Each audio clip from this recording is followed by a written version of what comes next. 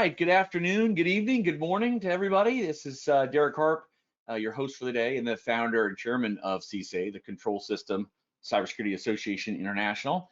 And I'm excited. I'll get to reintroducing Rick, our guest here in a few minutes. As we normally do, as people come in, we take care of a few other matters, but I'm excited to hear Rick talk today. I'll leave this slide up for just a second. Make sure you know you're in the right place. Rick's going to talk about sort of the new TSA directives and directives in general, and sort of what we can learn from history when things start to emerge in the guidance, directive, regulation path, if you will, and so there's things emerging. What can we learn from the past? I think it's a really interesting theme. So let's do a quick poll, as we always do. When you participate in these, you are participating in sort of our annual research program. This is, we do an annual survey, as many of you know, and thank you for 550 some participants this year in the annual survey. We're writing the report right now. That was great, and I know some of you are take those surveys. But this is also part of that is just sampling certain questions every session that we have with you. So this is just sort of see from who's coming today, who specifically is working with pipeline, in the pipeline subsector. That's obviously there's a lot of application to that around the world, but we know our audience is quite diverse. So just want to get a little sense today of who's coming from that particular sector. That would be useful and handy. All right, and I'll share that with you guys. I know you're probably curious, as I am. Oh, there we go. Okay, so we got 16% that say yep, and we got 35% say occasionally. So yeah, fantastic. Thank you. I appreciate you participating in that. If you don't know, if you haven't been here before, you might not know, CSA is a 501c6. We're a nonprofit workforce development association. Our sole focus is to help recruit into and then support the cybersecurity workforce that's focused on control systems, operating technology, industrial control systems, industry 4.0, building control systems, manufacturing, lots of application, not just what you might think of in terms of the electric grid or oil and gas, but all these different things, and of course pipelines, all these sort of networks that are fundamentally different than traditional IT networks. You have pumps and valves and actuators, and safety is a whole different discussion in many, or if not most, of these environments. So that is our mission, is to support that workforce. We're critically short in cybersecurity trained individuals across the globe, across the entire sector of cybersecurity. But when you go inside and look in sort of this control system space, it's potentially even worse in that you're looking for a true melding of skills and knowledge from IT and cyber and then engineering disciplines to truly be able to address the cybersecurity of these sorts of systems. And that narrows the field even further. And so we want to do what we can to support more of that. CSA has undergone just steady growth in the 6 years since its creation. It was an informal start, and over the years we realized that there was something special going on, and we now have over almost 22,000 people signed up and have activity in 110 cities around the world. Some of those are mature chapters that prior to COVID would meet regularly with their own chapter boards and chapter leaders, and then cities where people have signed up and said, we want to be meeting on this. And so this has been largely organic. This was a part-time effort on everybody's part until about 18 months ago, right about COVID hitting. And I and myself and now 4 of us are full-time on this, and just having a ball supporting all of you and growing our programs. We could not do what we do without our strategic alliance partners. It is the #1 source of funding, but also sweat equity. A lot of these companies are also doing work efforts with us and contributing to things, and so that helps multiply our team significantly. These are the new ones this year, and I just like to share that because those are new relationships that we're excited to announce, and they're part of this overall mix now of organizations that are supporting it. If you know somebody at one of these companies, I would take it as a huge favor if you reached out and just said, hey, thank you for supporting the workforce by working with CSA. This is how it gets done, and we're excited to create as many sort of everybody wins scenarios by working with these companies, and we're continuing to do more every quarter than we did previously. So again, these companies, we're grateful that they care about the problem and want to work with a nonprofit like ours to help address it. We will issue CEU or continuing education unit certificates today like we normally do. If you stay active for the whole, at least the full hour of the 90-minute session, a minimum of an hour, we will issue those to you. Those should automatically come to your inbox based on the email you registered with. If you have any issues with that, you can always email ce@csa.org, and we can try to address whatever the issue might be. Occasionally there has been, but usually it should just be automatic. And we are about to launch, we're close to on-demand continuing education. And so these will be the ability to go for members, for global members, to go back and play old recordings. And there is going to be a mechanism that we've designed where one will have to sort of, in a way, prove that they went through the whole module, and then they can get their certificate later on demand, virtually, and supporting a new way for people to participate in these things if they missed the live session. So that's a new global benefit that's about to go live. And that's, speaking of global benefits, associate membership is free, will remain that way. We want everyone to come to these live sessions without cost being a barrier for education. That sort of defeats our purpose. But we do have a rising group of supporters in the global category. It's $129. I will point out it's 73% off if you're a student or an educator. We have an education commitment. Supporting educators and students is something we can do, and so that's significantly reduced. But even for everybody, it's only $129, and we're steadily adding benefits to that. One of the primary benefits people recognize that we've had the longest running benefit, well, not one of our new ones, is our on-demand library of all of these sessions going back to 2018. And so it is a treasure trove of great speakers, industry leaders. It is definitely the equivalent of a mini course in a box, if you will, and well worth the price of global membership. And then we have other things coming. We have some industry discounts that are live today for global members, sort of discount codes to some products and services that are out there, certainly in the education area. We will be doing some member-only events starting here this year at the end of the year, our first one.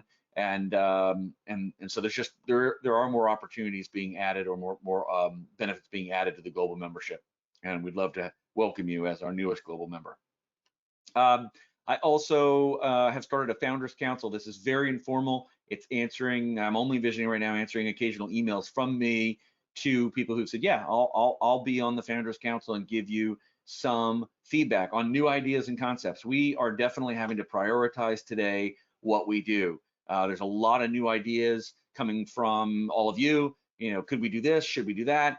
And I think I would like to have a sounding board of a diversified group of members that say, yeah, I'd be interested in sort of seeing what some of those new ideas might be and providing, your thoughts.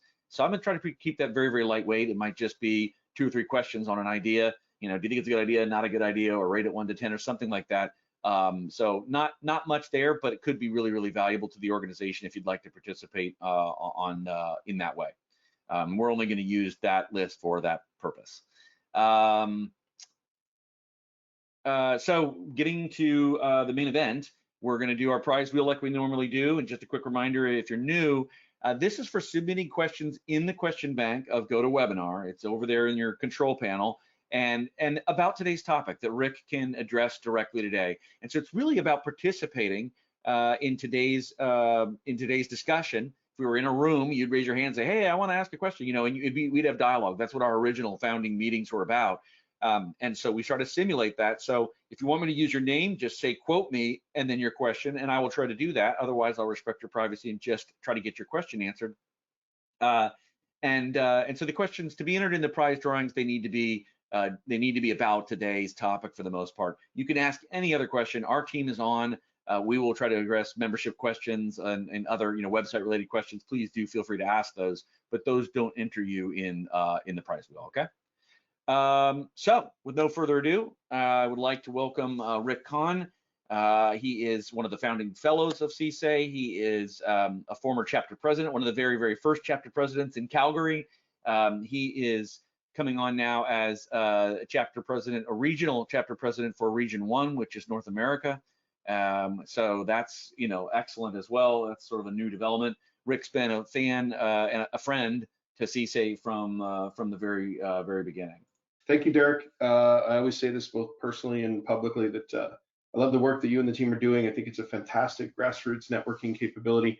There's a lot of education and sharing to be done in this space, and these sort of opportunities to share what we know within a wider and a growing audience as this becomes more and more important. I'm always going to get behind it. I appreciate the opportunity to participate and help the team.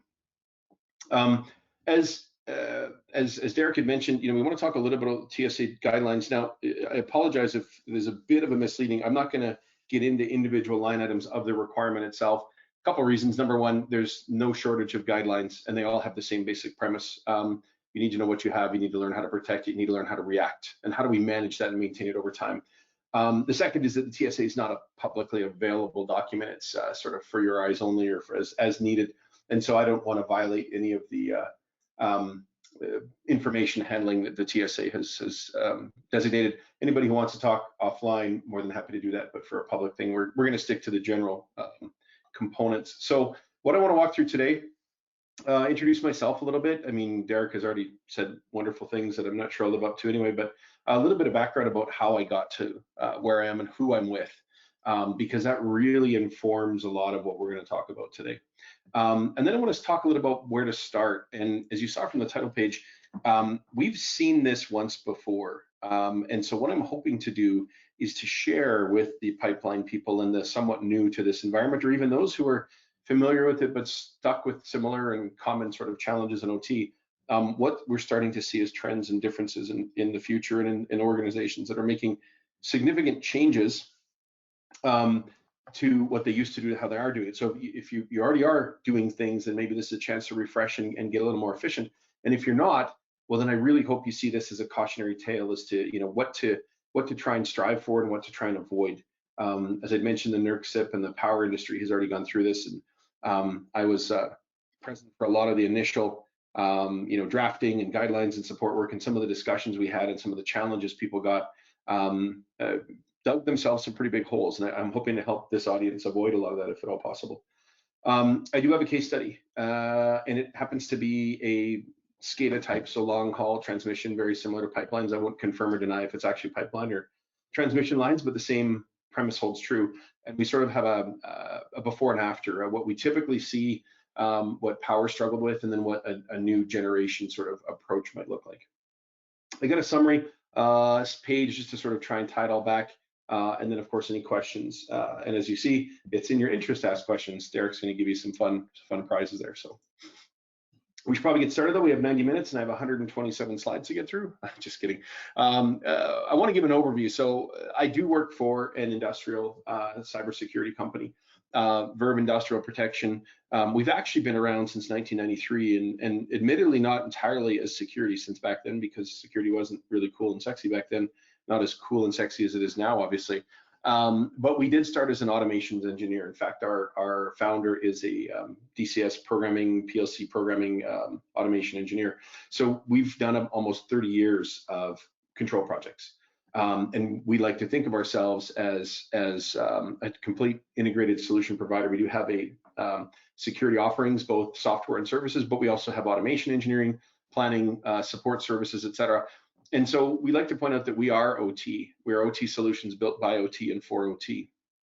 And so we have what we think is, sort of a front row seat, having seen how this works, right? We've been through these trenches. We've seen this dance before. And so we have a pretty good handle on what does or doesn't work, and want to share some of those lessons in those 30 years with this audience here today.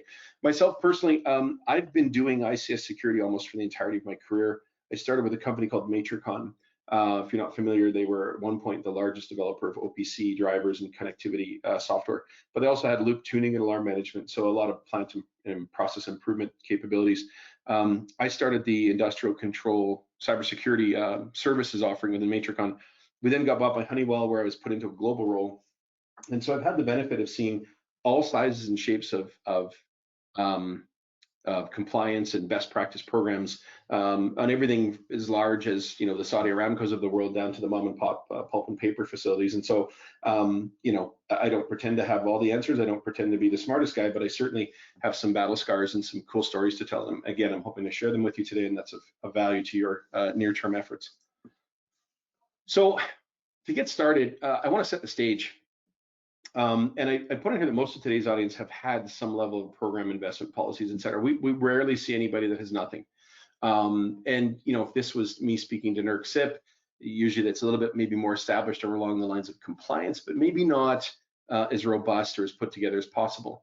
And so how do we adapt? I want to, again, I said this is an audience for those who maybe have some basic building blocks, but need to, accelerate that into with a new TSA, or maybe you're starting from scratch and want to get it right the first time. And so what I wanted to point out was that the single biggest mistake I think that the power industry made, or that anybody coming to the front end of a regulatory and emerging requirement, is to look at the immediate task, to look at the trees and not the forest, if you will. And I think the best illustration of that is an example of the children's book, If You Give a Mouse a Cookie. The premise of the If You Give a Mouse a Cookie was, you give a mouse a cookie and he's like, well, that's delicious, but can I now have a glass of milk to wash it down? You get him a glass of milk and he says, well, maybe there's crumbs on my whiskers, can I have a mirror? And then, oh, I see my hair's out of place, can I borrow a comb? And I'm kind of tired now, I'd like to have a nap. And so it goes. It's like pulling on a thread, and I give an inch and they take a mile. The same is true in the development and deployment of any sort of security program, against a guideline or otherwise. The very first thing we see so many people come and ask us is, I need an inventory, I have no visibility. And the first thing I want to ask them is, okay, why? What is the inventory for? Is it simply a list of IP addresses and MAC addresses and OSs? That's a very interesting start. But as you'll see in a couple steps here, we're going to want to know a lot more about those assets. And if we don't answer questions and take our first few steps or build the foundation, knowing where we're trying to get to, we're going to be challenged in achieving those other objectives. And we're going to end up with a hodgepodge or collection of disparate or disconnected maybe tools or process that have varying levels of efficiency. I mean, you look at it, most organizations, when I ask, what do you want for the inventory? They say, well, once I know inventory, then I'm going to need to know what the vulnerabilities are associated with it. And eventually, or is there a patch for that vulnerability? And then, of course, as we all know in OT, we can't always patch. So the very next discussion, and I've got a slide that talks about the actual decision tree, is, well, if I can't patch, what other levers can I pull? Can I configure the device in some way, shape, or form to reduce the risk or get rid of what it is that I'm concerned about? And then eventually, get into, what do we have for users, and what do we have for other protections, like perimeter detection, firewall status, what zone of the Purdue model? Do we have a backup plan, right? And so inventory, when you start to whiteboard, what do I need and what do I need it for, you quickly go beyond a list of IP and MAC address, right? And many people in power built inventory because it was the first one, and then they started to build, endpoint protections, and then they built other things. The challenge is you get what we call a first generation security program. You have a collection of tools that maybe don't talk to each other. In fact, one power client we talked to, they had 55 different security tools, 7 of which were patching tools. I'm not sure I can even name 7 different patching tools, let alone try to maintain them and have any semblance of insight as to whether or not we're up to date or not. So just trying to point out that, as we get into this, we need to look at this from a bigger picture view. Let's not look at the individual task. And so the illustration of why I want all those different data indicators is probably most poignant when you look at patching. Now, this is from our friends in the IEC 6443 or ISA committee. There's an actual patching working group, and they built this particular workflow that talks about what you typically do in OT. And I'm not going to go through this because we're not teaching about patching so much as I want to teach about, again, the context of what you're trying to build. When we first understand inventories, you saw the second or third line on there was, well, what patches are available against those vulnerabilities? And the very first thing we're going to ask is, do we even care? IT, we just patch. We just keep everything up to date just in case, and we submit the Patch Tuesday script, and we hope that nothing breaks. And if it does, we go to the ticketing system and they help us out. And we maybe miss a couple-hour window where we can't get to our files or Outlook or borrow a laptop. Obviously, can't do that in ICS. But beyond the does it affect us, we want to know, well, is there something else I can do? We're never wanting to do the patch. But if not, we need to understand the risk, right? And not just the risk of the vulnerability itself, but the risk to my environment. If I come in and tell you in an assessment phase that you don't change passwords, you don't patch systems, I'm not telling you anything you don't know. If I can help you on the contrast though, say, here's the 500 or 5,000 things you're worried about, but here's the holy grail. Here's the stuff that would cut you off at your knees. For example, it's a critical risk on what is deemed a high impact asset to operational safety or uptime. And your operators have that knowledge, but I bet you the guy looking at the patch or the SCCM list of available patches and the guy in the operating team that knows which system is critical probably don't hang out together or share that data between them, right? And so you see, not only in patching, but when you get to backup and restoration, when we need to do restoration for incident response or disaster recovery, we're not going to take every single system we have in the environment and build a full daily backup with a weekly offsite and paper or actual exercises for restoration, because again, some assets are more critical than others, and there's not the benefit on some of these assets to worry about. And so in all disciplines that a program like the TSA requires, you're going to need to go back to OT context or asset context, right? And so I'm really pushing, as you go through the basics of, what do we have? How do we back it up? Can we be a little bit, forward looking? Then when we get to sort of, starting to pull alerts and events in, how do we respond to that? And then how do I eventually get better in the overall footprint on my facility? We still have people asking for help with Windows NT, for example. You continually go back to, what do I know, not just about the asset from a pure Excel spreadsheet, but actually understand about the context. And this is, I think, the biggest issue, one of the biggest issues. Visibility without context is a huge risk to trying to manage a program. So the second portion, though, is management. A lot of people stand up tickets and tools and don't really have the long-term sustainability for it. And there's a few slides around this in the next few. So I apologize if I bounce around, but it's such a diverse topic. The challenge for most organizations is, anybody can go and put out an RFP for the 3 bullets that the pen test team found, or the 3 most immediate needs for the TSA directive. And you can get very commoditized security tools that help you to achieve that very specific need. The question is, how are you going to maintain it? Who's going to look at it? Who's going to understand what they're looking at? Who's going to act on it? And when you get into wide and varied fleets of assets across multiple sites, especially along pipelines, who gets to decide what happens on which asset and when, but also who's held accountable when something isn't done? And so some of the discussion we have here is also around management and organizational change. But know that no matter what, we're going to be doing something that in many cases we haven't done before. And if we don't have a plan for how we're going to continue to do that or keep it up to value, up to date, we're going to have a challenge. I think I've got a bullet point in here later. If I do, then I apologize for pre-revealing it. But a couple years ago, and I'm not doing a cautionary tale for, oh, you're going to get in trouble and pay lots of money, but Duke Energy was fined for a number of transgressions relative to NERC CIP. Now, my understanding, and if this is wrong or slightly muddled, I apologize. It's been a while since I read the article. They had numerous challenges with their ability to demonstrate compliance. In other words, their maintenance and their management and their granularity of visibility and control was tenuous. Everywhere they went, they were missing details or missing components or couldn't quite put their finger on things. And so it was a systemic sort of, lack of clear adherence and compliance with the policy. And so they actually negotiated a lump sum single fine of $10 million. Rather than enumerate every single thing they've done wrong with every single unit, they just said, yeah, you know what, we need to start again. Let's go back to the drawing board. Now, TSA is not talking monetary fines. I'm really just illustrating that when you get more functions on more assets at more facilities, it becomes exponentially more complex. And so if we don't have a way to keep out in front of it, over and above the actual tool that's doing the task, we're going to have a challenge. And this is why many organizations have disparate solutions, have different vendors that require different tools. Segmentation may or may not be consistent in different areas. A lot of organizations are trying to bring existing IT tools into OT. Some tools work in both environments, some only work very well in one. And so I've always wondered why OT doesn't get to pick the corporate standard for vulnerability tools, for example. Because if it works well in OT, then why not adopt it to IT? What typically happens is IT says, well, let's try to use this. Let's try to use a scan-based vulnerability tool, or let's try to use SCCM or WSS. And the fact that it doesn't really scale in OT with the geography and the bandwidth challenges sometimes is, well, that's an unfortunate thing, but you guys can manually work around that, right? It becomes a best effort or manual, which means we missed the mark. And that's where Duke fell into trouble, right? And so as we build this, we need to understand we're going to need to make some organizational and maybe some reporting changes as well. So the results of that environment, like I said, most of the first generation challenges for NERC CIP and for people or organizations that originally took a view towards, here's a punch list within this list of directives, I'm going to do them as individual tasks. I'm going to extend IT where I can. I'm going to sort of patchwork this together, is that they get a very complex environment. They get very complex environment with very significant gaps in coverage.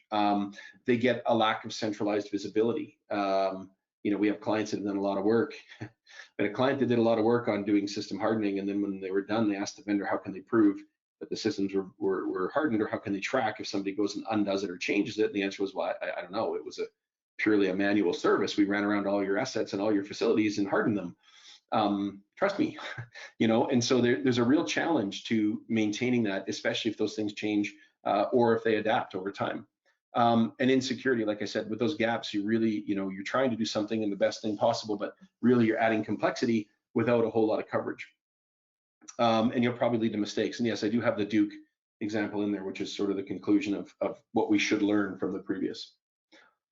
So that brings me to where should we start, right? So if we know what we shouldn't do, where do we start? And I've sort of belabored this a little bit, but I want to just jump in. The start with the end in mind. I think it's the 7 Habits of Highly Successful People or something like that. Starting with the end in mind. If I'm talking to you and we're just worried about updating my spreadsheet of assets, and that's all my task is for this day, this quarter, this month, this year, this performance review, you can do that pretty quick. It may not be very accurate, and it probably won't be reusable. But if I know that I'm going to collect an inventory, for example, that eventually is going to be leaned upon to help me to understand playbooks. In other words, what do I do when this asset is in trouble or compromised? And that answer is going to be very different depending on the asset, its role within the operations, and what other security controls and protections you have around it. And so you will continually come back to inventory when you consider that it's going to lead to your patching response, your backup response, your vulnerability management, even your network segmentation, what assets are communicating where and what data do we need. And so if you don't start with this sort of view, you'll make potentially short-sighted decisions that impact your ability to deliver these other, and you'll be revisiting. So start with the end in mind. What non-technical needs should you include? I strongly believe in automation. Manual annual asset assessments or asset inventories and walkdown are very tedious. They're very time consuming, and they age almost immediately. Aggregation of information. Wouldn't it be wonderful to pull multiple of these views together in a single dashboard as opposed to having to hunt amongst multiple indicators of security? And what about management? A lot of the tools and a lot of the buzz in the market these days, I'm not going to name any particular discipline in particular, but there's a lot of excitement for, well, at least just give me some visibility, at least give me some information. Read-only information isn't bad, but it's read-only. What we really need to do, and what the TSA directives and other compliance industry-related compliance efforts are, is actually reducing the risk. And this is a really big challenge for organizations because they don't do it today. So they don't have a budget or a starting point or a way to calculate ROI or even a way to push budget. We're talking to a CISO the other day who said, well, that sounds like a lot of money for OT.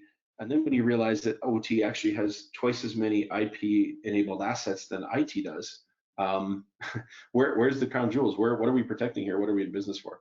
And so scope, do what you should do, not necessarily what you have to do. Now, I'm not saying do more than you have to or more than you can possibly manage or that you have the organization or the resources for. This is more about a philosophical approach. I very distinctly remember an argument in a Midwest power company in about 2008, where they basically said, look, I can take this entire facility off the grid in 10 minutes or less if I needed to. What do I need all this crap for? And we pointed out that the whole reason that we don't want to take it offline in 10 minutes is we don't want to go offline if we can help it. But so then he turned his perspective to, well, fine then, I don't want to be first and I don't want to be last. I just want to get this done and put it behind me. And that's the challenge, because this isn't something that you tick a box and it goes away. This is something that provides safe, reliable, expected operation of your facility.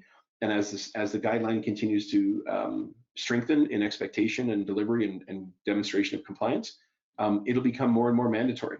And so getting to where you need to be and building those foundational pieces out now is a significant benefit in future. So what are the key components then? Inventory is key. It is 100% the foundation upon which everything builds from, and you need to get it right. The asset context is a second thing that almost every asset inventory or data collection method, whether you extract data from WSUS or a scan-based vulnerability tool or packet capture sniffing, you need much more data. You need this information, including the asset's impact. It will make or break your decision trees. Remember the patch tree up above. The ability to take action. If I just talk about read-only and fire alarms, that's great. That means things are on fire. We still haven't done anything about firefighting, fire safety, or fire prevention. And so that's where we get into alerting and reporting, and where possible, automation. If I give you a paper-based assessment today, it ages the minute I hand it over. Same with scan-based vulnerability. It ages the minute I finish the scan. And so in this environment, we really do need to be revisiting our data and making sure we're working on current status and current information. So what's that approach then? We approach what I call a second generation as a multi-dimensional, multidiscipline program. This means we need to proactively work with vendors to either fit into current requirements or remove some barriers. Got a call from a CISO the other day saying, help me explain or understand how I can stop deploying Windows 7. We're getting brand new systems for a new line upgrade, and they're putting virtualized Windows 7 boxes in place. Sometimes that's unavoidable. There's just not the capital to rip and replace equipment.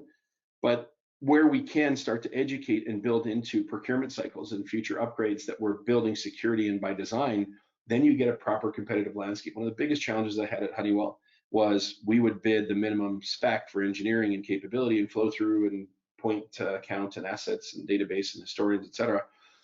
And then we'd have to put security as an option, because if we baked it into the main price, we were more expensive than our competitors. So if minimum compliant bid doesn't actually include security components, then you're missing an opportunity. Now, the other point here is that many OEMs object. They want to manage their territory and they want to help you secure your platform. The challenge is you often have many platforms. We had one fleet of generation clients that actually had 55 different control system labels in their various facilities.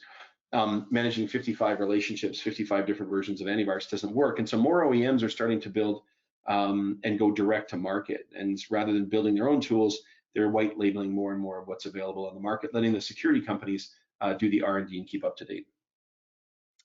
Streamline your tools where possible, but aggregate data sources. If we go back to that spreadsheet or the flow tree, all those different data indicators typically are from different areas of different tool sets. So if we can aggregate them, we have a fighting chance of being faster and more effective. And absolutely incorporate management. Inventory, patch data, vulnerability data without a concept for how I'm going to reduce or remove the risk is really only the top tip of the iceberg. And the other benefit that this global approach gives you is you'll be much more efficient. I threw the Spanish Armada example in here. I think I got the numbers off by a bit, but I was watching a History Channel documentary the other day, and they talked about the Spanish Armada being vastly undernumbered relative to the English Navy in the battles they had in the 1500s. But the Spanish Armada came out on top, and the main reason, or one of the main reasons, was the Spanish Armada. They built all their cannons and their cannonballs in one single foundry with one single standard, and so all of their ships could interchangeably use any of the ammunition on any of the cannons. Whereas the English, everybody built their own with different size and shape and color and flavor. And so when they were trying to load the cannons as fast as possible, they would sometimes have the wrong cannonball, it wouldn't fit, maybe it went for a different cannon. If one ship ran out, they couldn't borrow from the other. So the efficiencies gained with this centralized view and this standardized perspective helped David to really take down Goliath in that space, right? So I talked a little bit before about organizational principles. We're going to start with the end in mind. We're going to look at a multidiscipline program. What else do we need to do? Who else do we need to tuck in? And this is where a lot of stuff dies on the vine. If corporate or the C-level is simply pushing, go remediate these 3 line items on our findings from the audit, you're going to get a guy who used to be, Joe Schmo, IT security guy, and is now going to be Joe Schmo, IT OT security guy, and they've officially declared an OT security department. That's lipstick on the pig, right? That doesn't actually get you anywhere. So what we need to do is we need to build alignment at the top. There needs to be support for staff, for training, for communication, for borrowing and dotted line potentially between IT and OT. I've got a slide a little bit later about what the management portion of this could look like, and that absolutely requires an IT-OT convergence. And I say convergence in the term that I mean really cooperation and collaboration. We need to follow the money. As I mentioned before, if security is not baked into procurement and expectations for successful delivery, you'll never get it. If we don't make a business case for security in OT, we probably won't get it. Now, here's the challenge. If you're not doing security in OT today, I can't measure after and show you how much more efficient you are. And so there is a large part of educational need in here, but helping to illustrate how much risk is there usually at least starts the dialogue. When I talk about think global, act local, there is a significant shortage of security talent, let alone OT related security talent. My next slide talks a little bit about that. And so wherever we can add the automation component that I advocate for building a program to the remediation being managed by a smaller team or minimizing the draw of humans and people in this and automating as much as possible, obviously OT safe is going to make a significant difference. In fact, we've seen some clients with the model I'm about to show you save up to 70% of their manual effort and reduce or remove 70 to 80% of their manpower hours by using different forms of automation. And then the next one would be a balanced scorecard. We have to measure. If we don't measure, we don't know that we've improved or not. And so again, an assessment is a great measurement, but it's a point in time. If I had, I mean, we're all in process control industries. We live and die by feedback loops. Why are we not putting a feedback loop into how we're doing on this? It's another engineering component of what we're doing. It helps to ensure safe, expected, reliable operations of our facility. It is, to me, on par with the safety program as far as culture is concerned. And the ability to track and manage it has to also be treated as such. We need to know if we're going in the right direction, where we've had near misses, where we've maybe made some mistakes, and where we can continually improve. So what does the team look like? When I mentioned that, you know, I want to put a little bit of a slide up. This is actually the CyberSeek job security database. I think it's a year or two old now, when they were originally pointing out that there were, I think, over 1 million unfulfilled security jobs. The interesting thing that I wanted to point out, though, is that almost, what's that, 65, 80% of the open jobs are around management.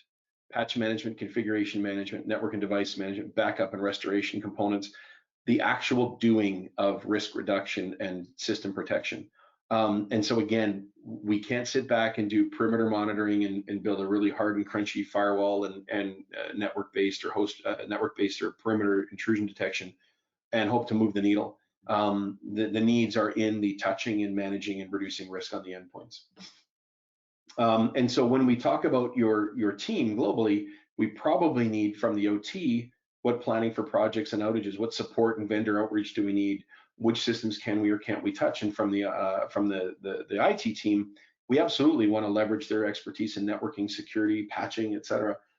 If I could have IT tell me, here's the latest patch and here's the things that are wrong with it or levers you can pull, and then OT says, well, I can't patch these systems, but I could do those compensating controls on the other. We now have the best of both worlds coming in, building a proactive and a very powerful response that doesn't exist today with these siloed sort of organizations. And that brings me to this one. So if we do it right, we can have all of the data from all the different systems, OS-based devices, networking, embedded equipment, context like vulnerabilities and risks associated with it, its impact within operations, what other security protections you have. Maybe it's in layer 2 of the Purdue model, and we're talking about a network-based attack vector or a physical-based attack vector. We can maybe discount that or ignore it, but we don't know until we get all the data possible up into that specialized team. And those OT guys and those IT specialists can then put their heads together and say, here's how we want to act on behalf of the organization. And then when something like a third-party application, I'm just going to pick on Wonderware, says we've got a security update, well, this team can see exactly how many versions of Wonderware and plan a remediation that then helps back at the sites, but the OT guys are the ones that actually do the work. IT can research it, IT can preload the files, they can actually pull up a report to show where the systems are in scope. OT gets to do the last mile actual installation and management. Everybody's happy, and we proactively reduce risk and see that in our dashboards. This is the automated organizational interactions that I think you need to really succeed in this space. So let me show you a case study. Client profile, a large operating company with thousands of miles of assets to monitor. They had a distributed team of SCADA security and compliance members all throughout North America. They're a very geographically dispersed organization. They had thousands of assets comprised of, as you can see, different types of OS versions and different ages and vintages of them as well. And the assets were spread out across hundreds of physical sites, and many of which are unmanned or unattended, or only attended as needed. So what happened? And you can read the points on both left and right, but I am going to walk through them. Without the program I just suggested, and during the time I worked with this organization, they had two big, it was a long-term engagement. They had two big releases of a very common patch that was in need. And before they had that sort of data inbound and the context and the ability to automate a lot of the discovery as well as the management, they had the experience that was on the left. The patch was released, and there was probably 24 people called to a couple of meetings, both physically and virtually. There were multiple meetings from that point on as different subsets of people split out and tried to figure out information about different assets, and did they have all of the assets in scope. They didn't really understand scope, which is part of what the sort of, if phase one was planning, phase 1A was, well, okay, let's go figure out what we're up against first, because I can't really build a plan. And they had to make many guesses and assumptions, right? So there was actually a whole host of assets. I think it was about 150 IP addresses that nobody quite knew who owned them. And so somebody was literally assigned to log into those 150 and go to the system tray and look at the list of installed software and try and work backwards to see, oh, this says Maximo on it. Let's go talk to the change ticket guys. And literally they were working backwards from what sort of evidence could they find to figure out who the owner was. And then they manually started patching. They put SCCM where they could. They put the patch file in different network shares. They remote desktop to an endpoint, and then they try to pull it down and maybe dispatch somebody to be at the site in case it needed to reboot and didn't work. It was a very, very tedious process. And in total, I think it took almost 6 full-time staff, 10 weeks. They spent over 2,500 hours spent to reach only 90% coverage. Some of the systems they just couldn't do the patch for, and they didn't bother trying to do any sort of remediation outside of the patch. Now, fast forward a few months, they started to deploy this, and they didn't have it fully deployed at the time, but they were able to extrapolate the improvements to full deployment. The central team had a 360-degree view of assets, so all assets with all contacts and parameters around them. They had an accurate list of in-scope by type, location, criticality, owner. They're not logging in remote desktop to try and guess who the heck it is that owns these devices. So the kickoff meeting is a small set of key personnel, and before they started the meeting, those agents at the top of the architecture, they started to send out. They deployed the files to the endpoints and let it trickle slowly and automatically out to the different environments, so that when the time came, they had the patch file ready to go. And in the interim, what they did was they disabled remote desktop. They decided that every single asset could have remote desktop turned off. And if somebody needed in, they could enter a ticket and we could go open that particular system for an hour or 2 hours or whatever need be. But in the meantime, we were not going to let this virus proliferate. And so they had sort of not only a much more accurate view of what to do, they started the remediation plans in motion, and they put some stopgaps in place to immediately protect themselves as they did what was proper. They then began to deploy files and begin testing. So again, from that fleet, they picked redundant domain controllers in the DMZ to start the patch testing on, rather than a critical HMI along a safety system in an unmanned facility. And they're able to really hone into which one of those they want to do in which order. And then they could schedule the ones for the unmanned facility, saying, oh, I know that this team is doing a southern swing, so let's get them all ready and we'll work with them Tuesday, Wednesday, Thursday afternoon of this week, and we'll get those other sites tucked in. All of it being reported back up into their tracking dashboard. Non-patch systems, they had the tuning of the disabled remote desktop and the guest account disabled. And all progress, again, was reported live as they moved forward. So everybody was able to see what they were doing and how they were doing. So they significantly decreased their effort from 2,500 down to about 600, so about a 75% savings. And they actually managed to patch about 90%, same as the previous run through. But the remaining 10, they actually managed to do some lockdown. So, this to me is the crux of everything I'm trying to share with you today. This is very, very typical in a lot of regulated environments with disparate systems and maybe disjointed or non-cohesive organizational groups without automation or visibility. trying to use first generation security tools like spreadsheets for inventory and WSUS or SCCM for patching. So what are the benefits of this new approach? Cost is greatly reduced. Like I said, 70–80%. Automation saves time and increases accuracy. Central view leverages scarce resources.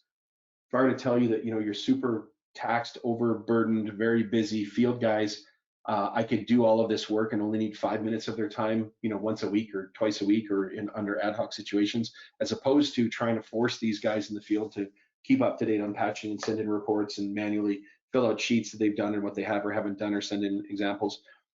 It's a huge difference. OT safety is ensured.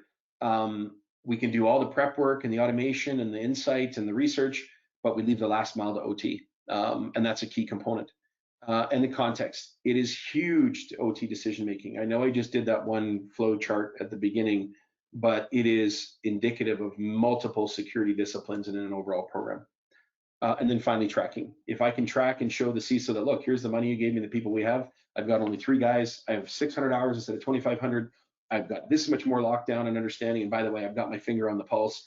You're starting to justify the budget, right? The budget that's hard to justify. And then, again, you can track as you go. This is just one of our sample visibilities of whether or not we've accepted risk because we just can't mitigate them, or whether we've actually locked things down in our different maturity ratings. And that sort of tracking can measure against anything. And again, this could be the TSA directive, could be NERC CIP, CSC 20, which is now CSC 18, et cetera. So what are the options? We can try to boil the ocean. As you start down this path of TSA directive, I know there are some deadlines and some immediate needs, but let's not make any lasting decisions so we figure out how we want to proceed. We have many organizations that are looking at methodical rollout by business unit. Starting in pipelines, maybe you want to be at terminals first and then pump stations or some other order. Maybe certain lines are more important than others based on what they're transporting and the impact, environmental and financial, if they happen to slide off for some reason. You also could do a staged approach. You don't have to do everything in that slide that I showed you, the whole program with all the bubbles right out of the gate. You can walk, you can crawl, walk, and run. Let's do inventory and figure out our patching levels first. And then let's get into user review and software review and et cetera. We don't have to become experts overnight. We just need to have a plan and sort of a timeline for it.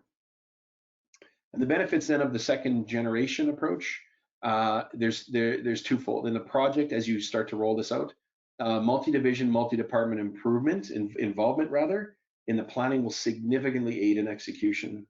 We literally had a team turn back at the doorstep of the operation facility because IT hadn't bothered to tell OT that we were coming and doing a pilot project.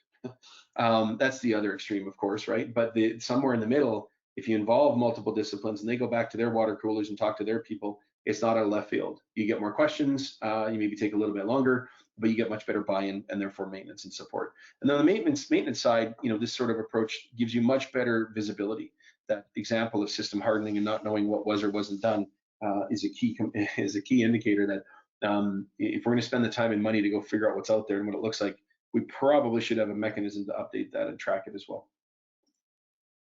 So nearing the end, in summary, risk in general is on the rise. I mean, the whole reason we're here is because Colonial and other incidents like it. I didn't start with a FUD slide of look at all these events lately because you know what, I don't think that serves any purpose. It just adds anxiety to what is a challenging task that takes some time and money to fix. More headlines doesn't make us move faster. It doesn't make us more secure. And I don't think anybody really truly disputes that there's a need. But to be honest, the risk continues to grow. There are increases in the number of vulnerabilities in the NVD that are 100% OT based or OT targeted. We are increasing our technology footprint in the operating environments. So this problem's not going to get easier or better. We can't pull the plug in air gap because we need to get data in and maintain these things. And so a programmatic plan is 100% required. Let's embrace it. We need to do something about it. Let's figure out where we want to go and what makes a reasonable sense or path to move forward. And let's start to incorporate the multiple factors that help us succeed. I recently did a podcast interview with somebody, and he almost fell out of his chair. No, I'm not that funny, but I said, just because I buy a treadmill doesn't mean I'm suddenly going to overcome 10 years of eating too much beer and wings.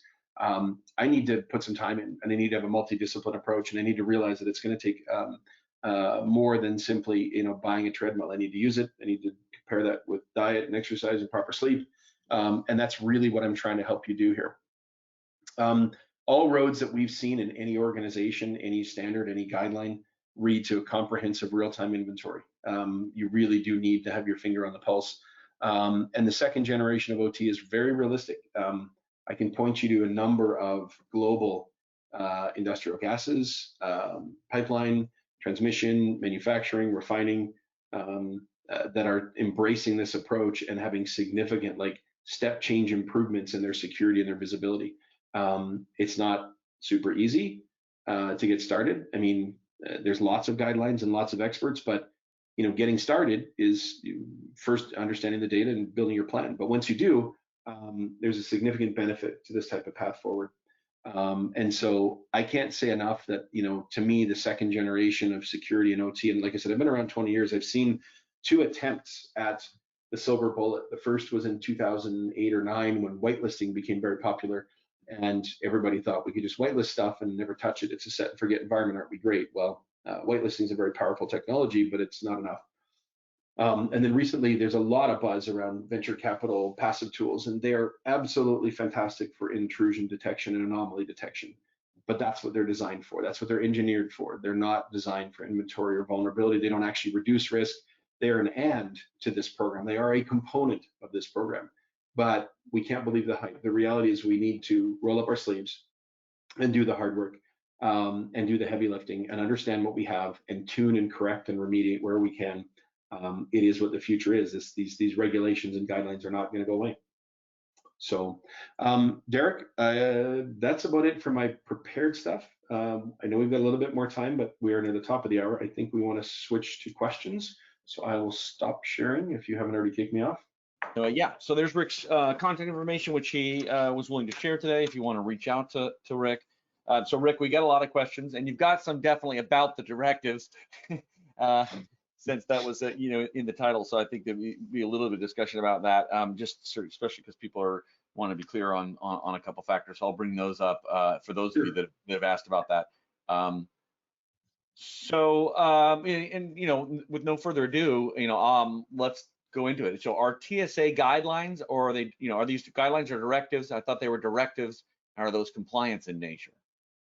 So I believe they're directives, in that TSA is requiring that you do these things and submit proof to them that you have. Now, the enforcement mechanism, which changes it to a guideline or compliance thing, I think is not entirely understood, maybe not finalized.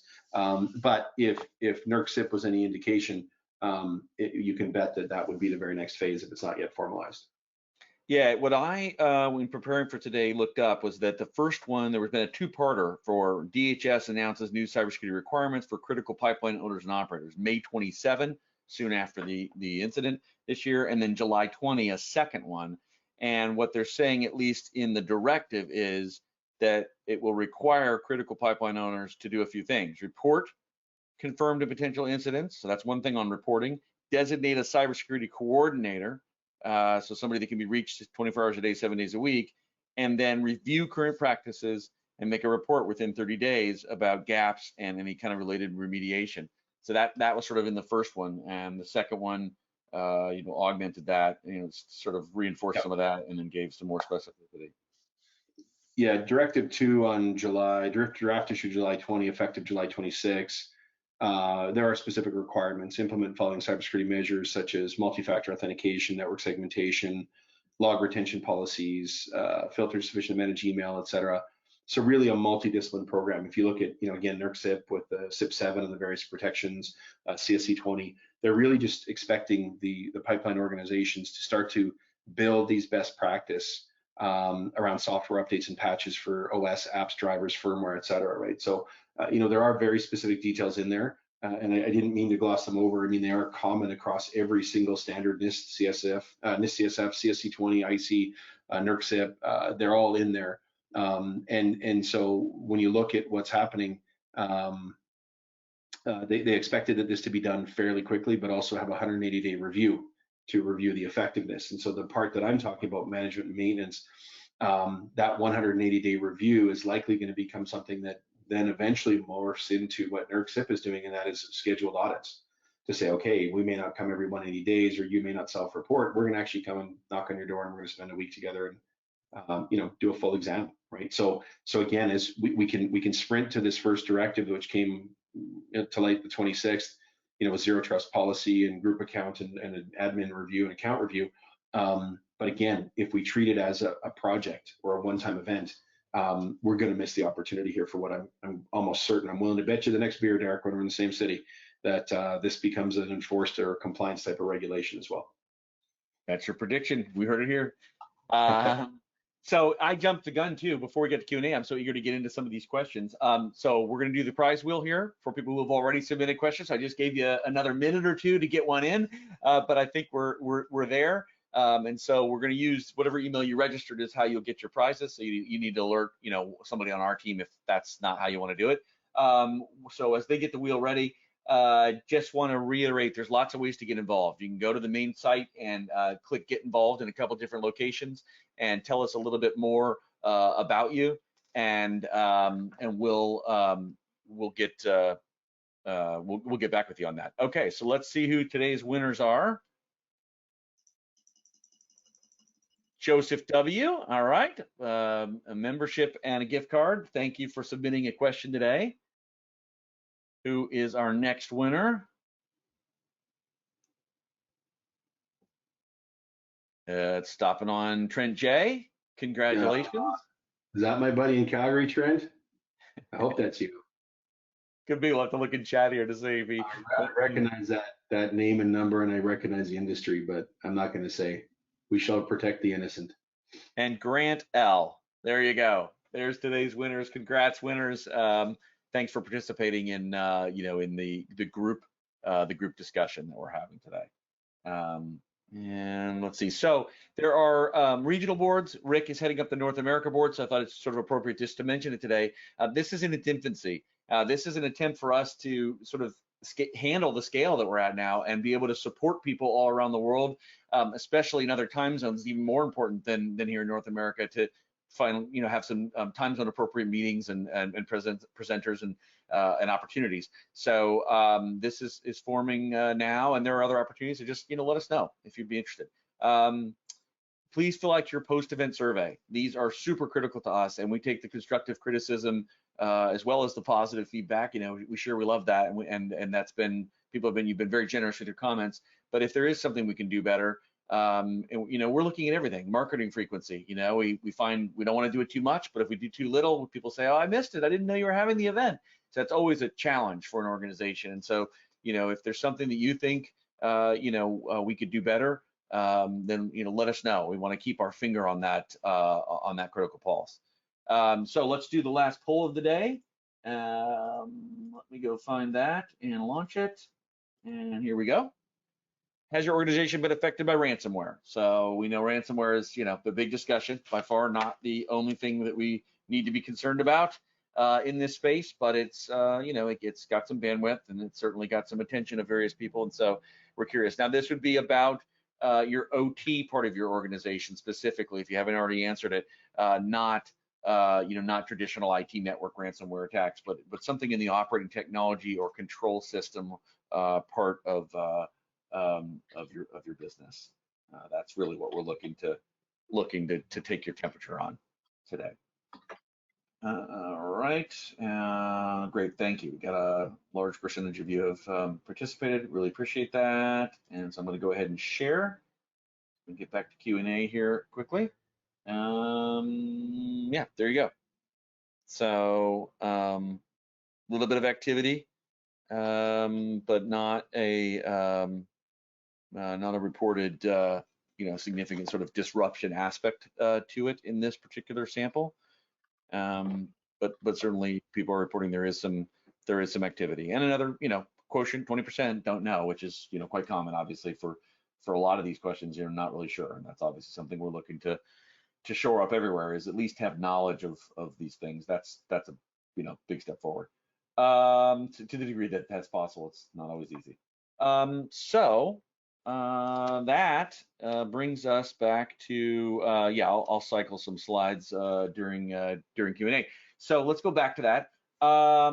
So do you have any particular insight into how organizations have reacted to the TSA cybersecurity directive or other directives? When you say acted, you mean like immediate response? Yeah, acceptance, reactive, negative. I mean, we've got comments here, people saying, I don't think Big Brother solves this. Government regulations may not be the way forward.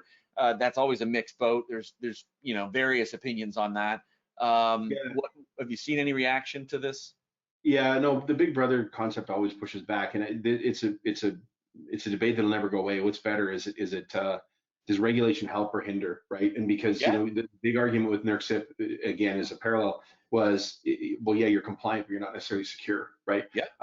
But the flip side is that regulations usually at least force people off of their wallet, right? And so every time I go to a conference, there's invariably, if you remember the one item on the one slide, there's invariably people in there saying, we stood up and did this for our program. We built this, this infrastructure for our SCADA distributed as a utility in the mountains, and said, long hauls and stuff. They said, well, we just went and upgraded them all, so we had that next generation. We could do security, et cetera. And invariably, somebody puts their hand up and goes, well, how do you decide which substations?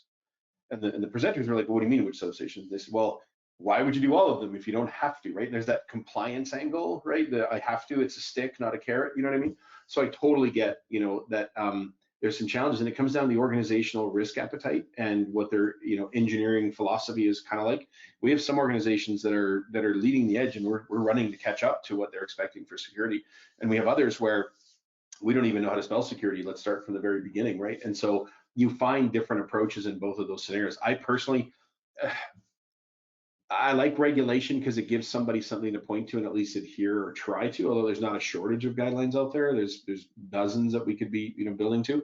But I also don't like it because it does in many cases force, and expect, like, you've got kids, Derek, one of your kids is behaving poorly, you tell them to apologize to their sibling, like, oh, I'm sorry. Like, does it mean anything? Is there any sincerity to it, right? Like, and so that's unfortunately what you sometimes get, right? So I hear you. I'm not necessarily a big fan of Big Brother, but let's take all regulation standards out of the way. If we truly want to actually manage the uptime of these environments, and they are more and more reliant upon technology, which is more and more risky, you probably want to build a multi-function program that starts today, because it will maybe take you weeks or months or years to really truly to bake it in and have it efficient and managed, right? Again, back to the example of me buying a treadmill, until I get into a habit of going regularly and eating better and sleeping more, I'm not going to start to see those. But the sooner I start, the sooner I'm going to see the results and the better off I'll be. And I think that's the same thing here. So we can wait till we're forced, or we can see that it's kind of coming and get somewhat out in front of it. But yeah, that debate we could go on for days on that one. Yeah, and there's multiple comments today on it. Does it make a hard job harder? And compliance doesn't necessarily equal security. I think anybody working in this space knows that that's a thorny patch, right? It isn't. Compliance doesn't equal security. Anybody would have to agree to that that's paying attention. But but you're right. It's a stimulus, right? I have seen some sectors or companies or whatever that just don't budge until they're sort of forced to. So you could say it gets the ball rolling, but it won't be the be all end all covering all bases. No, and you're absolutely right. If I get into an argument with an auditor that this actually demonstrates compliance with my user account review, and you don't agree with my tracking of it, we've missed the boat entirely. The fact that I have a refining client that found 47 administrative accounts that belong to departed employees on critical systems, that's what I'm trying to help you solve, right? Now that you can prove that to an auditor, great, right? That's neither here nor there. But the fact you've got 47 dormant administrative accounts, you've got 5 dual home systems around your firewall, 4 of which are running TeamViewer, or you've got 300 exploitable versions of Rockwell firmware. That's the stuff that compliance will eventually get you to go figure out that you probably need to go ahead and address. And does compliance make a hard job harder? Yeah, if you have to stop and prove your worth and what you're doing, sure. But take a step back and say, should we be doing this, and what does it look like? I'm an advocate for it. I mean, I've been in this for 20 years, and the technology and the risk isn't going down or away, and the number of people able to do it isn't increasing. So the sooner we can start to build sustainable programs, the more effective we'll be before we absolutely have to. Yeah. There are some questions. I don't know how deep you've gone into it, and like you said, what's available publicly and what's not. This is about Section 5 on alternative measures. How can we use that if we can't meet the intent of a directive? Yeah, so again, not want to get too much into what's out there. We've done this. I'll give you a parallel example. We had an organization come to us and say corporately that they wanted every single IP address to be compliant um, with CSE 20. And originally NERC CIP also has, and I think they still do have the concept of what they call technical feasibility exceptions. There's certain things you just can't do, either on the vintage of system or the actual practical control that's being expected to be applied. And so in those cases, both technical feasibility exceptions and the example of the one client we negotiated with CISO, we would look at what is the intent of the standard, what is the intent of this particular directive or expectation, and what can we do to meet the intent of it, if not the actual letter of the law, right? The intent of the law, not maybe necessarily the letter of the law. And so in many cases, we're seeing people offering alternative methods. How am I going to protect this or segment that or protect, restore that or secure it if I can't do what's actually being expected of me? And does that pass a reasonable expectation of, okay, that seems reasonable. I'm not expecting to do something that seems impossible or has no return on investment. But that comes down to individual actions and technologies. And again, it'll go back to what your inventory is, right? If certain versions of equipment are too old to support what you're trying to do or don't offer the data that you're being asked to get, great, I've got a system of these that are legacy and I can't, they have a technical exception. The expectation usually is, okay, the next time you do an upgrade or an opportunity to change those, you better note this exception and find ways to upgrade to something that will be able to achieve it, right? So it's a temporary, let's negotiate for what we're going to do as an interim measure, but that's something that is then on your to-do list for future states. That's typically how it works in other regulated industries anyway. Again, TSA is still, they threw this out, they borrowed heavily from other industries and standards, and now they're sort of, as I understand it, and again, this is unofficial stuff, figuring out how they want to, help demonstrate compliance and give guidance back to organizations exactly like that. So that's typically how that particular function and alternative methods or measures would go to. Yeah, you've touched on a couple of things. There are some other questions, and one of them does it stand that if we can't do some of these things, but if we take due care, we show due diligence on these directives, that as an owner operator, can we reduce some of our risk? Yeah, and again, so the practical side of me and the logical that seen it in the past in another industry says absolutely, but I'm not the TSA enforcement auditor guy, right? So don't run and say, hey, Rick's dead, so we're not doing this. That is along the line. That is along the lines, though, of the intent of that type of discussion. It's like, you know that you can't do what you should absolutely do in this space because of these 100 things. Let's get as close as we can. I always tell an IT guy when I'm going to go work with our OT team, I'll get you to where I need to as close as I can, but I'm probably going to use different tools and different methods, and there are going to be exceptions, right? And that third category is those exceptions. We'll do what we can. But the reality is, I mean, you look at it, network-based attack vector, and it's a complex attack, and I've got it way down layer 2 of the Purdue model and one-way data. I mean, those are sorts of alternative measures and methods that you need. If you can demonstrate them, then usually you're okay to accept that risk of that vulnerability or whatever it might be, but you need to be able to prove that you understand the concept and the context of that risk and what it may or may not do to you before you can stand on that and say, no, we realize that that's not being done, but here's why we can't or won't. And once you have a proof point, that's great. But if we simply say, that's too hard, I'm not going to do it, that's not going to fly, right? It does unfortunately come back down to the proof and the data, the details. Yeah. So a question on, do you ever get involved with physical pipeline security? Curious of the comparison in the stats on cyber risks versus physical potential risks to pipelines. I don't personally. I know when I worked at Honeywell, we had a huge physical department. In fact, many organizations treat them as completely different business units, right? You go to a power plant or a pipeline company, and there's a for-hire security company that does the cameras and the gates and the guards and all that stuff. And then we come inside, and now we get all the electronics that run it and actually do the moving equipment. So I'm not as familiar. That's not my area of expertise at all. Yeah. Okay. We'll try to maybe see if somebody maybe can comment on that and send an answer out on that. Just want to comment real quick on the job board. If you haven't gone to it yet, it's small but growing. We're trying to put jobs there that are specific. If you have jobs, it's very cost effective to put them there. We just added IBM just added 2 jobs, one here and one in Canada. And so these are sort of where possible. We're trying to filter for OT, ICS specific cybersecurity related jobs. And so definitely, if you're looking or you've got jobs to find people for, this is a tool that we launched a while back, and it's getting some traction, but we wanted to call more attention to it today. Network. This person is asking about network management systems, that they're prevalent in IT, but NMS doesn't seem to be being used by the OT market. And this is when you were talking about inventorying and items. And he acknowledges, granted, most OT devices don't support SNMP, but just wondering what is connected and where it should be is important. So this is sort of that conundrum, like how do we find all the assets? And it may or may not be clear to some of our viewers that some of the methods of finding assets and active interrogation and things like that of endpoints is not necessarily something you can do, but tools are evolving, right, to be able to do better at this. Yeah, and that's a really hairy one. You look at some legacy older, like layer 2 type stuff down in layer 2 switch and layer 2 of a Purdue model, and you're probably not going to get much from it no matter what you're using.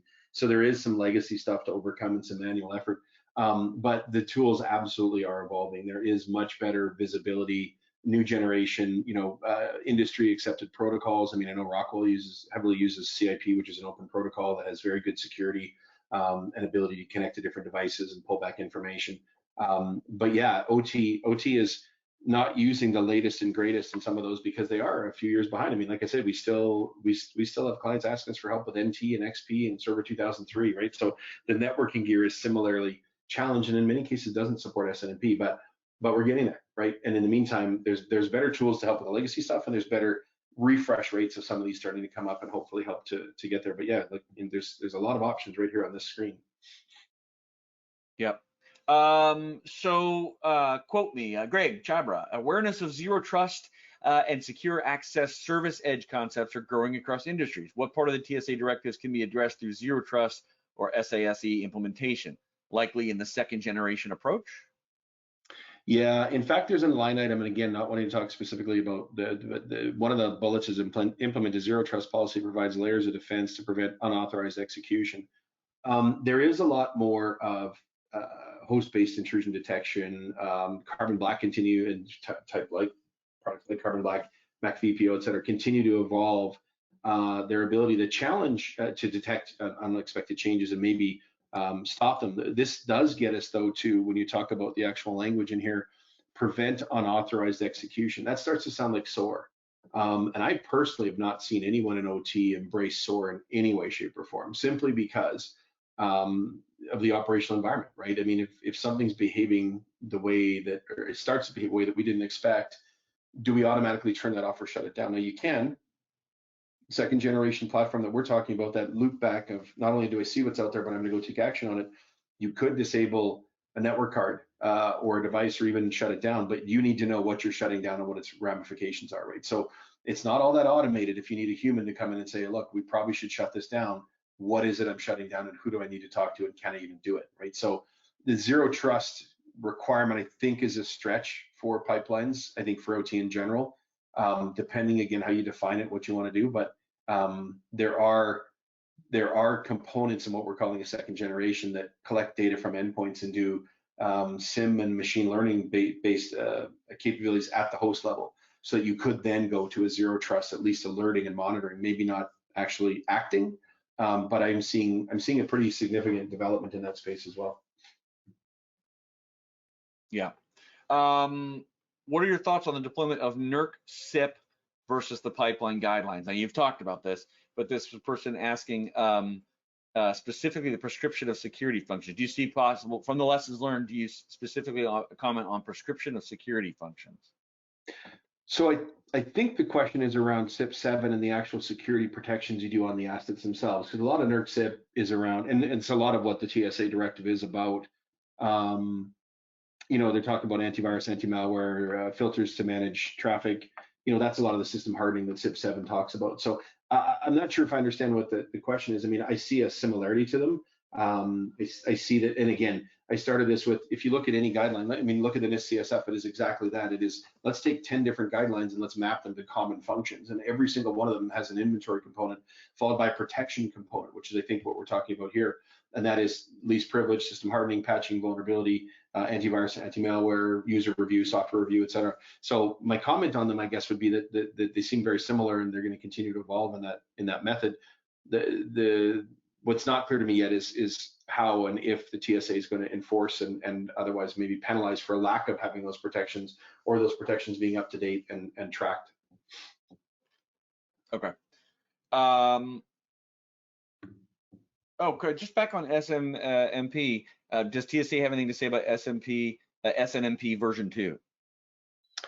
I don't see it explicitly.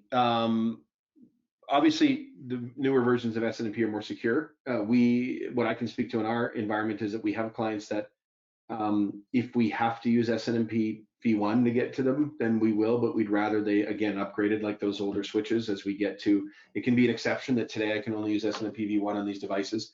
And I can file that, but as I get a chance to upgrade them, I need to make sure that 2 or even 3 are potentially my new standard going forward. I mean, I don't see it explicitly. Most organizations, most standards like this one, guidelines, the language is around do your best to do what's right, more than thou shalt use this protocol on this class of assets, because that's a little too prescriptive. So I haven't seen a lot about it. I don't really expect to see a lot about it either. Again, just because usually these are go do this function. What tool you use and how you do it is up to you, but you better be able to explain why you chose that tool and function if it's not as secure as it could be, or there's more secure options, right? So this comes up all the time in lots of our topics, and so I think it's worth talking, and it's also central to kind of CSA's purpose of bringing people together from all the different camps and constituencies and parts of companies. But this person is asking about, this is a great model and case study. What happens when the OT team and the IT team do not get along? Have you seen client environments where the 2 teams do not collaborate? Demarc at the air gap. Tips on getting past this situation. I think it's worth hammering. We do talk about this fairly frequently, but it's always coming up. It's clearly an issue. Yeah, and this is where I throw out the term IT/OT convergence. It's such a term that people argue that you shouldn't even use the label, which is a little bit. I know some people feel strongly about not using that term. You know what I'm talking about. But it's why it's the most popular panel topic as well, right? Do you want an OT guy to do IT stuff? Probably not, because IT's very complex and becoming a specialty sort of world. I sure as heck don't want IT guys to run without supervision in the OT side either, because the engineering and the understanding and the machine, the art form that is most operational facilities. I've seen varying approaches and responses. Part of why the slide I put up about, get alignment from the top. If you can't, bridge the gap today at your level, maybe you need to go up the chain a bit and have somebody put a mandate down that says these people shall dotted line to each other's bosses, or, that some people are seconded over to the OT side, or, I've seen different organizations designate a subset of people on the IT team, a networking guy, a desktop guy, database guy sort of thing. That would be the primary line of call for the OT people. And you just eventually build some rapport over time, but that's an organizational structure. My colleague and our CEO is actually a former McKinsey Institute, and you'd maybe not amazed or surprised at all, but we are getting a significant amount of requests for, before we talk about any program or technology, can you give us a roadmap or a workshop on how do we exactly achieve this need? That organizational structure and the follow, get the value from the top. I mean, it's a full section on any sort of roadmap we ever build is you need to have somebody at the V or the C level say, we shall do OT security. They shall work hand in glove with the IT. IT provides expertise on security. OT provides last mile oversight and final decision, wherever your organization does. And in some cases that has to be mandated. In other cases, you can be proactive. I remember a gentleman by the name of Steve Elwert, who works for Ergon Refining, or has for many, many years, always been in all these trade shows and conferences. And he actually advocated for the IT team. It was a smaller refining company, but he actually advocated for the IT team to report into him. And so the IT team that did the traditional firewall and email and onboarding and offboarding of staff also reported into the superintendent of process control, because he also had databases and firewalls and users and all that other stuff. And so they very quickly learned what you couldn't do, and you kind of forced them. It's like my kid brother uses the fight shirt when his daughters are fighting, puts one giant shirt over the 2 of them and says, you're not allowed out of that until you're friends again, right? So I don't know if that would ever work, but pulling the plug is kind of, cutting your nose to spite your face, right? Like, There's a lot of really good technology and expertise on that side that I wouldn't want to have to bother learning. I'd rather call up my CCIE and say, help me figure out this networking challenge over here, right? And here's what I need it to do and what I need to talk to where and what it should look like. And they can go figure it out, right? And I don't need to have that skill set, so. Yeah, well, that comment's, sort of aligned with the CSA view, which is get along and get working with each other, and there's no. It's the whole networking. That's why I told you, Derek, next event I have when COVID's open is we're going to bring people in and I'm going to split them up. So that IT guys go to a group of OT and I'm say, how would you solve this problem? Who gets to own this? You got to argue amongst yourselves, right? Because you have to walk them on those other shoes from the other perspective. Yeah. Back on sort of Directive, patching timelines are very aggressive on 35-day testing, 35 implementation for security updates on OT assets. How does Rick see that being achieved, keeping operational disruption and outages in mind? So that's a really easy comparison back to NERC CIP. There's a very structured, thou shalt identify within X number of days, thou shalt analyze within X number of days, and then thou shalt do something within 30 to 35 days. Now, the do something on NERC CIP anyway is often those alternate methods that I think you use the term that TSA uses. We may not apply the patch bluekeep, for example. I'm not going to apply the bluekeep patch, but I'm going to disable remote desktop, or I'm going to disable the guest account, or whatever it is that I need to do. And those are usually pretty quick and easy fixes that can be done. Again, the automated view and visibility would go a long way to helping you understand which ones you could or couldn't do it on. And again, if I want to start testing the patch, I'm going to test it on redundant domain controllers at 3.5, not proprietary HMIs at layer 2.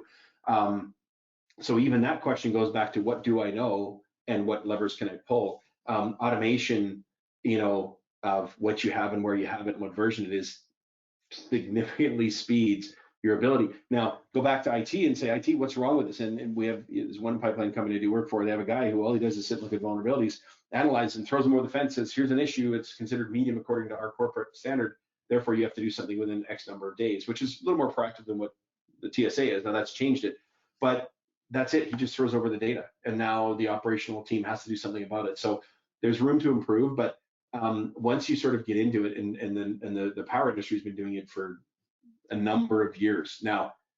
You look under the hood, and some of them are doing in the 30-30-30. Some are taking exceptions in general and not patching anything, right? So depending on how good you are in arguing with your auditor, or what stance your organization wants to take, I would advocate though that it is manageable within an automated environment.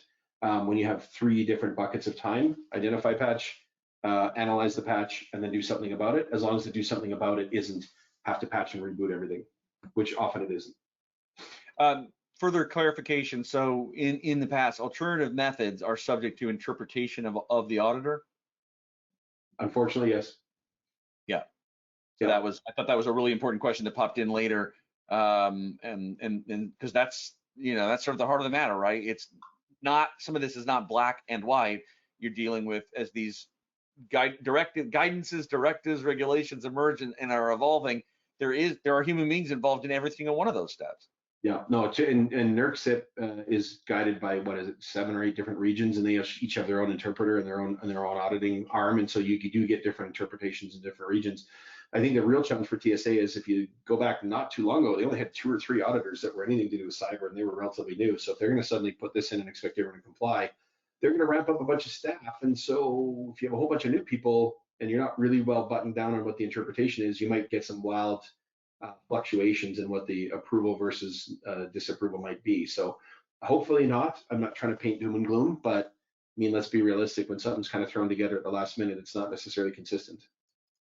Yeah. Somebody's asking about API 1164. I'm not familiar with that one intimately. Are you, Derek? I'm not. And so, and the second question is, well, maybe a separate webinar on this. So thank you for that. We may do that. I thought I would bring it up, but I'm not conversant on it. Okay. Yeah, so it's a API, of course, I know, American Petroleum Institute, and it's a guideline on cyber pipeline control system cybersecurity. I imagine, I think I've probably read it once upon a time. I haven't done it recently, but I need to purchase it, so maybe I'll go do that and spend some expense money here and go have a quick read this afternoon. Yeah, and you know what? If you want to write an article, we'll publish it under your byline on the vlog. Let everybody know that there's an answer there. There you go. Yeah, throw me more tasks. That's what I need. I'm running out of things to do there. Okay. Any challenging part of the directives that you've seen with customers, like a particular one? Just say this particular thing is a tough one. Again, maintenance. It's always comes to maintenance. If you don't have that high level organizational buy-in, that there's a person dedicated and budget allocated, then you're doing best effort off the side of your desk. And too many of these people are multitasked. There's just not enough time in the day. They all have day jobs that are about engineering and operations. And so suddenly you're shoving this down their throat. And if you don't have tools and capabilities like we talked about to make it easier and automated and more accurate, then you're already one step behind because it's manual and tedious. Secondly, if you don't have the support in the form of the bodies or the collaboration with IT or automated tools, then you're going to fall behind. It is 100% maintenance. It's never the top of the list in an operating environment to make sure that the patches are up to date or that the users have been reviewed, unfortunately. Yeah. So this is interesting. Trent says, love the cannonball reference. Why did you state that moving IT to an OT security role will not work? Serious question. Did I state that IT moving to an OT security? So I was simply trying to do my best to give deference to the expertise and value that an IT person has to his discipline relative to OT for theirs. I don't think that you're going to want to take IT guys and retrain them in all nuances of OT. I was on a panel once with Joel Angle. You know Joel, most people know Joel, very, very, very outspoken. And his argument was, there's no way in hell IT's touching anything in my facility. And my counter to that is, well, Joel, you can't possibly know as much about networking as the CCIE does, right? That's on staff. You may not want to have the time. We just talked about what's the biggest issue. You don't have the time to review the nuances of all the latest patch updates and outputs and the mechanisms that you have at your disposal. You want to consume that data as a service. And then you, Joel, I would not do anything unless you told me I could in an OT environment because of your unparalleled understanding of the OT side of it. So I wasn't saying you couldn't marry them together. I wasn't saying you couldn't teach or train them amongst each other and cross-pollinate ideas and capabilities. Most of the guys I used to hire at Matricon were starting as IT guys, and we taught them to be OT because OT security doesn't necessarily exist, or it's something that's relatively new in the last 15 years. So I absolutely think you can. I'm not saying it's an absolute no. I'm saying in the case of where OT does OT and IT does IT, and maybe we don't like each other, well, let's maybe stop for a second and recognize that there's a lot of expertise on both sides. And if we can find ways for each to bring their expert understanding and their responsibility, we have the best possible marriage of those two disciplines without having to cross-train, which I think is very, very difficult and time-consuming. I think the evidence that we've been able to amass and my previous work on working on certifications and courses and surveys, it does seem like the workforce is coming from multiple professional backgrounds, but yes. I think there is some preponderance of evidence waiting that the person that understands engineering and operational technology and safety and reliability and resilience and all these terms that, frankly, terms and methodologies and ways of living in these environments, right, that IT people haven't had to deal with. That those people, when they learn some of the traditional, the additional IT and cybersecurity, is maybe where some, where there may be a weighting towards that. I've hesitated to ever suggest, as you said, it can only come from one side. But there is sort of a real advantage, let's put it that way, if you understand all that and then you're adding that. And there's the plant people that can tell that a plant's not working by the sound, like there's something wrong in the plant, and you don't learn that, in a course or in a short process of becoming an expert. So but I share your viewpoint. We've got amazing knowledge in different parts of different, even in the same company, right? And working together is certainly the way forward. And let's face it, we're resource constrained. So working together with the resources we have is what we do have to do. We don't have a perfect world. Yeah. Well, and the other thing, the last thing just to pile on there, our founder, Bob Beavis, who's a former GE Westinghouse electrical engineer, he often talks about you can't just patch or treat the asset. You have to do the system. It's an ecosystem, right, of inputs and outputs and balances and temperature and pressure and what that does and how I'm tracking it. and different vintages of equipment, and even different, not only electronic equipment, but the actual spinning equipment sometimes behave differently. And that's stuff that you learn over many, many cycles in the saddle in the operations chair. And so that's not something you just imply or infer to somebody on a training or an orientation session. And so, you know, I can give you all the technical data in the world about a patch or a firewall rule or something we should do. You still need to be able to see, as we're doing testing, and know your 20, 30 years of operational experience that, you know, it doesn't quite sound right or it doesn't quite look right, because there's unfortunately or fortunately still a lot of that tribal knowledge in the operators' heads and understanding of these process, that you need to treat the entire system from end to end, not just individual components of it. Yeah. Well, we're at the end. Thank you, Rick, for not only today, but what you do in the industry, and for being a huge, many-year supporter of CISE. And you know, it was great. We had a lot of great comments. People appreciated what you shared with them today. Well, thank you, Derek. Again, thank you for the opportunity. And anytime we can share with you guys and share with the audience and do any sort of education, that's exactly what we're after. So I appreciate the opportunity, and I'm glad it's worth people's time, because I hate to waste people's precious time. There's not a lot of it around in these spaces. So appreciate the time, guys. Appreciate the platform. Thank you to you and to Verve for supporting today and supporting us as an organization. If you want to follow me on LinkedIn or Twitter, my stuff is there on the last page. I'll just stay there for a second before we say goodbye. I welcome that. I mean, I see my job as definitely trying to connect people and help people find out where resources are, both information and human resources. So I welcome professionals to connect, and let me know, you know, if you were here today when you do connect. So again, thank you, Rick. Thank you, Verve. Thank you, everybody, for coming and participating. Be well, stay safe until next time, and we'll see you next week.